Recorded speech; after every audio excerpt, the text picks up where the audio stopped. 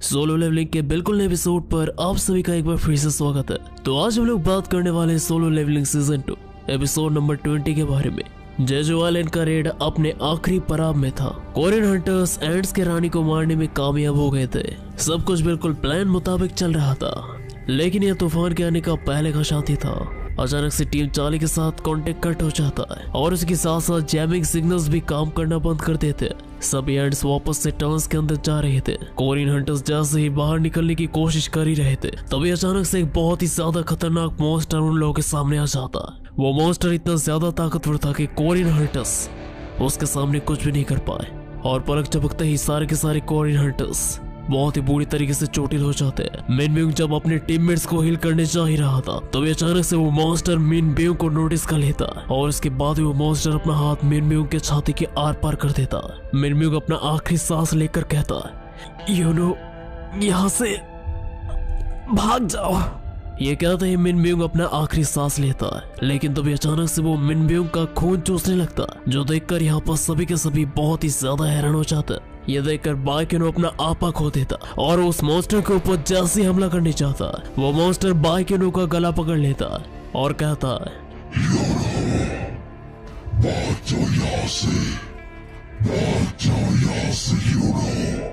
एक मॉन्स्टर को इंसानी भाषा बोलते हुए देखकर सभी लोग बहुत ही ज्यादा हैरान हो जाते हैं। मिन ब्यूंग के खून चूसने की वजह से अभी उस मॉन्स्टर को बोलने का ताकत और बहुत सारी जानकारी मिल चुके थे।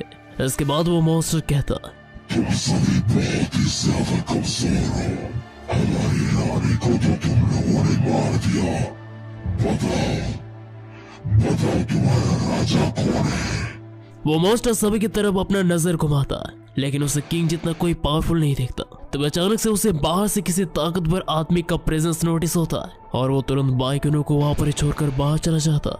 बाइकिनो को लगता है कि शायद वो मॉन्स्टर गोतो रियोशी की बात कर रहा होगा, लेकिन अभी बाइकिनो के पास ये सब सोचने का बिल्कुल भी वक्त नहीं था। उसे अपने टीममेट्स के साथ यहाँ से जल्द निकलना था। लेकिन जैसे बाइकिनो सामने देखता है, वो देखता है कि हजारों की संख्या में चींटियां इसी डंजन की तरफ आ रहे थे। इसके बाद हमें एक बार फिर से जापानीज हंटर्स के पास ले जाया जाता। हमें देखने मिलता है टीम अल्फा यहाँ पर टीम चार्ली और टीम डेल्टा की तरफ जा रहे थे। तभी जापानीज हंटर मारिशिटा कहती है, कैप्टन यहाँ पर कुछ तो अजीब है, हम लोग टीम चार्ली और डेल्टा के साथ कांटेक्ट नहीं कर पा रहे। गोतो रियोशी जवाब में कहता है, शायद सिग्नल में कुछ प्रॉब्लम हो सकता है। Team Bravo do you copy? Team Bravo से यहाँ पर कानाई कहती है, यस कैप्टन। ब्रावो भी यहाँ पर रिपोर्ट करती है कि वो लोग भी यहाँ पर टीम चार्ली और टीम डेल्टा के साथ कांटेक्ट नहीं कर पा रहे। कानाई यहाँ पर पूछती है, कैप्टन आप चाहे तो हम लोग वहाँ पर जाकर चेक कर सकते हैं। लेकिन गोतो रियोशी कहता है, हम लोग अभी उसी तरफ जा रहे हैं, इस तरफ आने की कोई जरूरत नहीं है। गोतो रियोशी जब टीम ब्रावो के साथ बात कर रहा था, तब अचानक से गोतो रियोशी को एक और कॉल आता है। गोतो रियोशी कॉल को रिसीव करता है। इसके बाद हमें जेजू आइलैंड के पास चाइना के समुद्री बॉर्डर पे ले जाया जाता है, जहाँ पर वो लोग इमरजेंसी के लिए ऑलरेडी तैयार थे। वॉरशिप के कैप्टन अपने टीममेट के साथ इस रेड के बारे में बात कर रहे थे। उनका साथी टीम मेंबर कहता है, कैप्टन मुझे नहीं लगता कि वो चींटियां हमारे तरफ आएंगे। कैप्टन यहाँ पर कहता है, जापानीज हंटर्स कोरियंस की मदद करने के लिए बहुत ही उतावले थे। लगता है गोतो रियोशी का टारगेट एक नेशनल लेवल हंटर बनने का है। नेशनल लेवल हंटर उन लोगों को कहा जाता है जो एस रैंक के हंटर होने के बावजूद भी उनसे भी कई गुना ज्यादा ताकतवर होते हैं। और सारे नेशनल लेवल हंटर्स ने अपने लाइफ टाइम में एक एस रैंक का गेट क्लियर किया था, लेकिन कमाल के रिकॉर्ड्स होने के बावजूद भी गोतो रियोशी ने अभी तक एक भी एस रैंक का गेट क्लियर नहीं किया था। कैप्टन इसके बाद कहता है, मेरे ख्याल से ये एक अच्छा बहाना है। खैर जो भी हो, हमारे लियू हिगांग के मुकाबले गोतो रियोशी को अभी भी बहुत ही लंबा रास्ता तय करना होगा।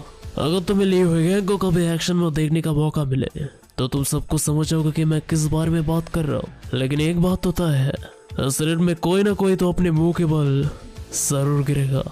इसके बाद फिर से हमें जापानीज हंटर्स के पास ले जाया जाता है। गोतो रियोशी और उसका टीम चार्ली और डेल्टा के पास पहुंच चुके थे, जहां पर उन्हें सारे के सारे हंटर्स मरे पड़े हुए देखने मिलता है। गोतो रियोशी के साथ अभी भी कॉल पे मात्सुमोतो नाम का वो बंदा था।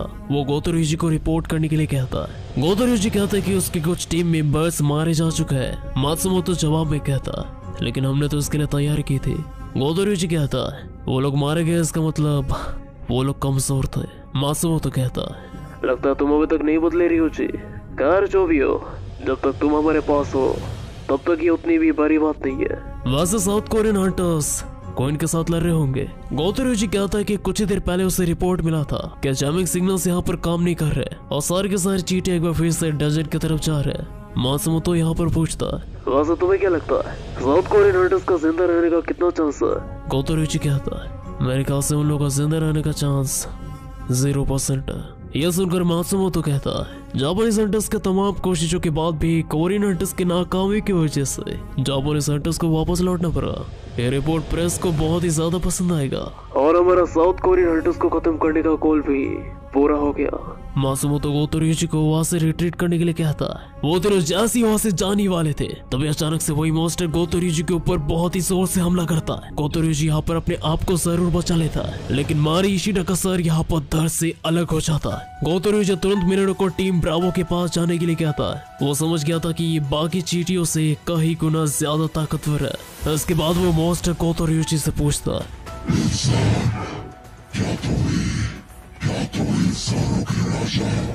एक बोलते हुए मॉन्स्टर को देखकर गोतोरियोजी बहुत ही ज्यादा हैरान था। गोतोरियोजी इसके बाद कहता है, तुमने पूछा कि मैं राजा हूँ या फिर नहीं?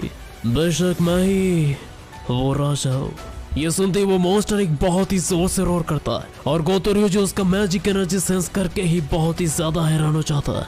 उसने पहले भी ऐसा कुछ महसूस किया था जब उसने जिन्वो के साथ डोल किया था। गोतोरियोजी अपने सोट को लेकर बिल्कुल तैयार था, लेकिन पलक झपकते ही गोतोरियोजी का सर दर्द से अलग हो जाता है। इसके बाद फिर से हमें साउथ कोरियन हंटर्स के पास ले जाया जाता है जो डंजन से बाहर निकलने की कोशिश कर रहे थे, लेकिन उन लोगों के सामने हजारों की संख्या में चींटियां थे। जोजोंग अपने फायर मैजिक की मदद से मुकाबला करने की कोशिश कर रहा था, लेकिन इतना काफी नहीं था। बाइकिनो जोजोंग को अपना फायर पावर बढ़ाने के लिए कहता है, लेकिन जोजोंग कहता है कि अगर वो ऐसा करेगा तो डंजन के अंदर ऑक्सीजन पूरी तरीके से गायब हो जाएगा। मिनम्यो के हीलिंग के बावजूद भी बाकी के हंटर्स लड़ाई के बिल्कुल भी काबिल नहीं थे। तभी अचानक से जोजोंग का डिफेंस तोड़कर जैसे ही कैंट मॉन्स्टर उन लोगों के ऊपर हमला करने जा ही रहा था, तभी बीच में एक शैडो सोल्जर उन लोगों को बचाने के लिए आ जाता है। वो उन मॉन्स्टर्स को रोकने की पूरी तरीके से कोशिश करता है और इसके बाद ही वो जिन्वो को अपना सिग्नल भेजता है। ये सिग्नल जैसे ही जिन्वो के पास पहुंचता है वो तुरंत शैडो एक्सचेंज इस्तेमाल करके डंजन में पहुंच जाता है। इसके बाद हमें कैमरामैन का नजरिया दिखा जाता है। कैमरामैन यहाँ पर बहुत ही ज्यादा बुरी हालत में था।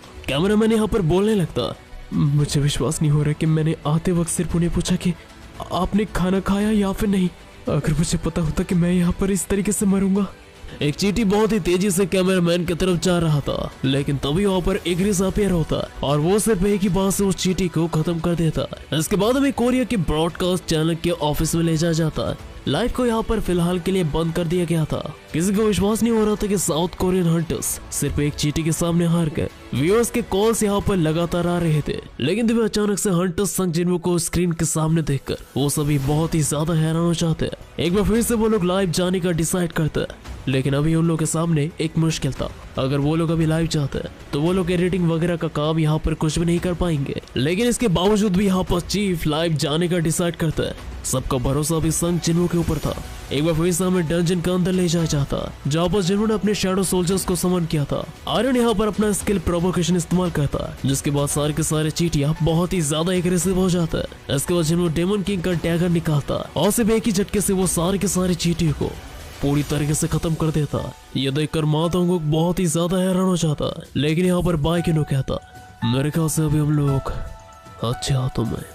जिन्वो और उसके शैडोज लगातार यहाँ पर बाकी के चींटियों को निस्तनाबूद करते जाता है। जिन्वो यहाँ पर लगे हाथ को चैट बॉस्टर से शैडो एक्सट्रैक्ट भी कर लेता है, जो देखकर कैमरामैन यहाँ पर बहुत ही ज्यादा हैरान हो जाता है। जिन्वो के शैडो चींटियां दूसरे चींटियों के साथ यहाँ पर लड़ रहे थे, जो देखकर यहाँ पर चैनल वाले बहुत ही ज्यादा शॉक थे। चैनल वाले यहाँ पर लगातार कैमरामैन को इसके बारे में पूछ रहे थे, लेकिन कैमरामैन को इसके बारे में कुछ भी आइडिया नहीं था। इसके बाद जिन्वो सभी को अपना हीलिंग पोशन देता है। हीलिंग पोशन पीने के बाद सभी लोगों के चोटें बिल्कुल ठीक हो जाता है, लेकिन सरप्राइजिंगली चाहिन अभी तक बेहोश थी। जिन्वो यहाँ पर कहता, मुझे लगता है कि चाहिन के चोटें बहुत ही सीरियस है और मेरे पोशन से इन्हें ठीक नहीं कर सकते। हमें जल्द से जल्द यहाँ से बाहर निकलना होगा। एक बार फिर से वो लोग जहाँ से ही बाहर निकलने जा ही रहे थे, तभी अचानक से वही मॉन्स्टर एक बार फिर से आ जाता है। वो मॉन्स्टर एक बार फिर से कहने लगता है, वो बाहर वाला तुम्हारा राजा नहीं था क्या? इसके अलावा भी तुम लोग किसी और को भी राजा कहते हो? एक बार फिर से इसे मॉन्स्टर को यहाँ पर देखकर बाइकिनो बहुत ही ज्यादा हैरान हो जाता, क्योंकि इसका मतलब था गोतोरियोजी का मौत। इसके बाद जिन्हो खुद उस मॉन्स्टर के पास जाता है। सभी लोग यहाँ पर जिन्हो को रोकने की कोशिश करता है, लेकिन जिन्हो यहाँ पर किसी को भी नहीं सुनता। वो मॉन्स्टर बस जिन्हो की तरफ ही बढ़ रहा था। एक बार फिर से वो एक ही सवाल करता है, क्या तुम इस सालों के राजा हो? जिन्हो एक बोलते हुए मॉन्स्टर को देखकर बहुत ही ज्यादा हैरान था। वो कहता, एक बोलने वाला चींटी, लगता है इसमें काफी ज्यादा मजा आएगा। वो दोनों जहाँ से एक दूसरे के सामने आते हैं, वो चींटी एक बार फिर से एक बहुत ही जोर से रोर करता है। जिन्हो यहाँ पर कहता है, अभी ये हुई ना बात, अभी तुम बिल्कुल चींटियों की तरह बर्ताव कर रहे हो। इसके बाद हमें 5 मिनट पीछे ले जा जाता है। सभी लोग यहाँ पर अचानक से ब्रॉडकास्ट बंद होने की वजह से बहुत ही ज्यादा चिंता में आ गए थे। तो न्यूज चैनल के द्वारा सभी को इन्फॉर्म कर दिया जाता है कि हंटर मिनब्यूम अभी हमारे बीच नहीं है, जो सुनकर सभी लोग बहुत ही ज्यादा मायूस हो जाते हैं। लेकिन न्यूज चैनल वाले और एक चीज कहते हैं कि अचानक से डंजन के अंदर एक अननोन हंटर आ चुका है। इसके बाद हमें जापानीज हंटर एसोसिएशन में ले जाया जाता। अभी तक गोतोरियोजी जिस मात्सुमोतो के साथ बात कर रहा था, वो असल में जापानीज हंटर एसोसिएशन का चेयरमैन था। अचानक से गोतोरियोजी के साथ कांटेक्ट कट होने की वजह से वो सभी बहुत ही ज्यादा चिंता में थे। वो लोग गोतोरियोजी का लास्ट कॉल रिकॉर्डिंग सुनते हैं, जिससे उन्हें पता चलता है कि गोतोरियोजी का सामना एक बोलने वाले एंड के साथ था। मात्सुमोतो पूछता, जल्दी बताओ कि अभी वो मॉन्स्टर कहाँ पर है? हंटर मिनोनो यहाँ पर कहता है, सर वो क्वीन के चेंबर पे वापस लौट चुका है। ये सुनकर यहाँ पर मात्सुमोतो बहुत ही ज्यादा गुस्सा हो जाता है। वो कहता है, और तुम मुझे अभी भी कह रहे हो कि कोरियन हंटर्स अभी तक जिंदा है? आखिरकार ये कैसे हो सकता है? मिनोनो कहता है कि अभी तक क्वीन के चेंबर पे उसे मैना सिग्नल्स दिख रहे थे और धीरे धीरे ये और भी ज्यादा बढ़ रहा था। इससे मात्सुमोतो और भी ज्यादा गुस्सा हो जाता। वो कहता है, बैन स्टोक्स, जल्द से जल्द टीवी ऑन कर। इसके बाद हमें जिन्हो के घर पे ले जाया जाता।